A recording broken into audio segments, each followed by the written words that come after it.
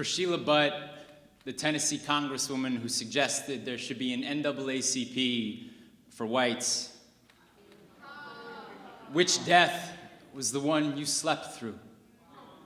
Which decade came to you cradling closure, a stillborn truth?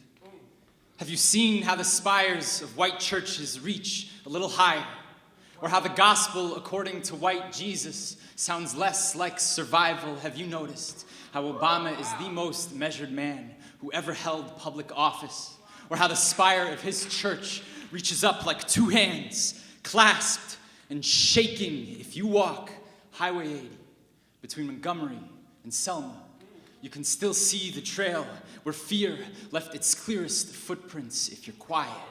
You can hear the growl of a wolf called history, whose teeth seek the blood of Malcolm's children. Listen, 4 years ago, I moved to New Orleans. I don't believe in ghosts, but I can't get past how black and white strangers treat each other with a confederacy of kindness. On Mardi Gras, the parades float a half circle around the monument to Robert E. Lee, and no one calls it prayer, though we hold our hands up. Once a boy bled out under a Missouri sun.